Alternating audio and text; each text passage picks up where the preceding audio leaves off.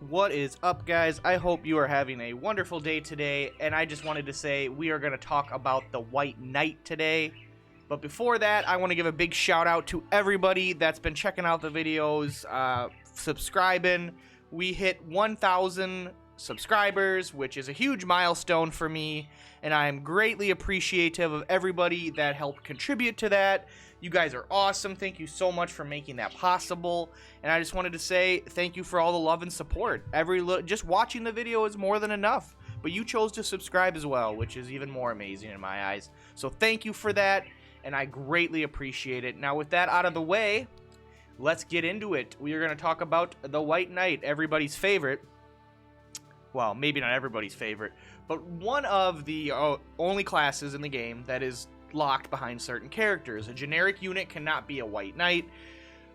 You have to have select NPCs, and I believe there's only 4 of them that can be White Knights, and you get 2 of them in Chapter 3, and that is Gildas and Myrddin.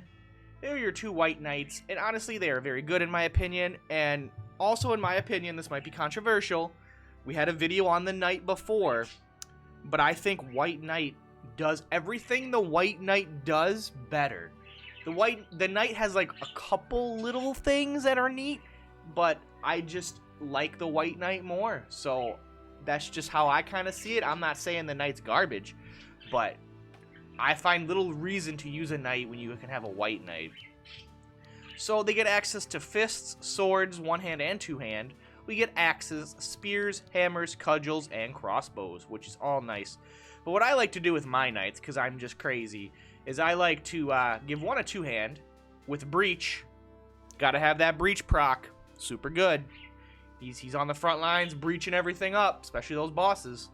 And then my other one, I give him a spear with scorpion spear, mind you, with poison, because I love poison. Poison's fun. So I can't say no to that. And then we got them with the heal. They should be having heal 3. Excuse me, guys, if you failed. There we go. Got some heal 3s up in here. They got Awaken. It's about the only things they can equip for now. I mean, there's a couple other little spells I don't have yet.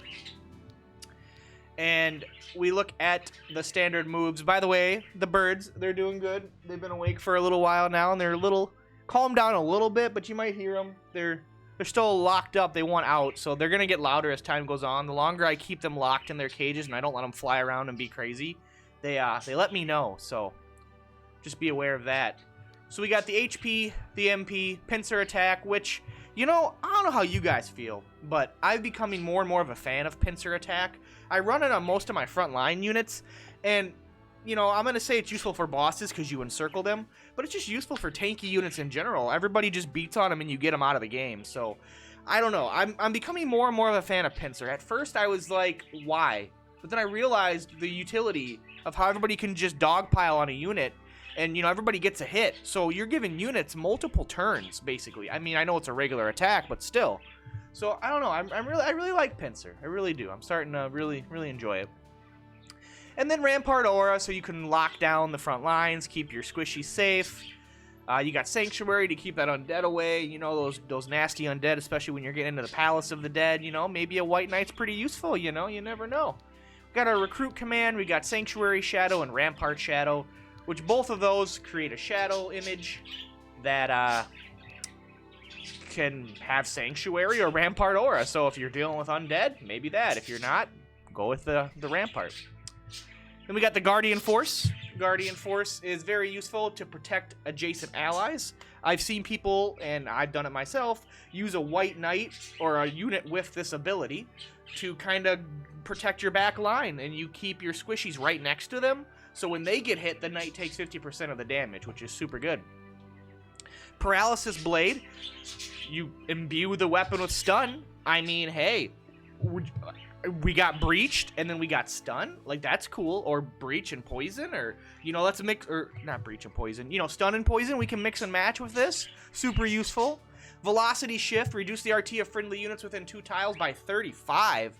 Now that is something. Oh, by the way, I want to mention, instead of waiting for something to scroll across the screen, you can press the little info button minus on the Switch or whatever it is on keyboard or PlayStation, and you can actually see the text. You don't got to wait for it to scroll across the top. So just throwing that out there.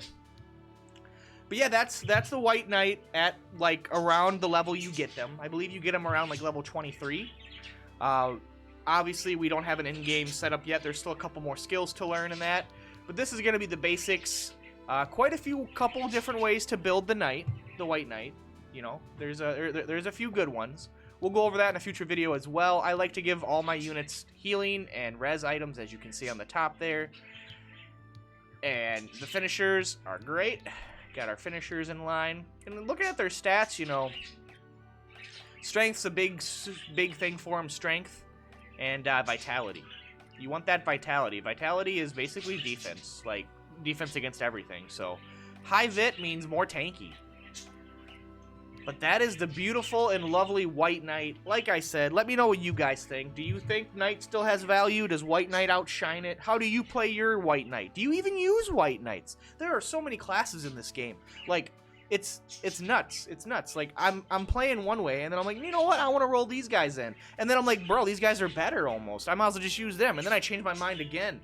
And a lot of the classes and stuff are situational. A lot of them are, well, I want to have this or that. So, you know, it depends on what enemies you're fighting. I do not believe there is 12 characters from Chapter 1, because you don't even have 12, that you can just run through the whole game. I mean, you could run them, but it's suboptimal, and why would you ignore, like, another 40 classes, you know, 30 classes? So I truly believe everybody's constantly switching up their party. Maybe by Chapter 3 or 4, you might have a lockdown of what you want, and then you can roll that the rest of the game, but I don't know. I love swapping out my party, trying different strategies, trying different builds. That's what makes Tactics Ogre so much fun, such a great game, just to experiment. You know, you might discover something that's really good if you just tried a different class or a different build, you know, so, and then synergize that with other classes and things. So I'm going to stop rambling, though. We're getting into rambling territory. I'm bad. We don't want to do that. We don't want to ramble. But I just want to say another huge thank you to everybody for the 1,000 subs. Thank you so much for all your love and support. You guys are awesome. The Tactics Ogre community is way bigger than I thought, and it's awesome. I had no idea. Like, I didn't know so many people love Tactics Ogre, and it's great to share that love with you guys, and great to share the game and get new people in, and it's awesome. So thank you guys so much for watching. I will see you in the next one. Until then, later. Peace, guys.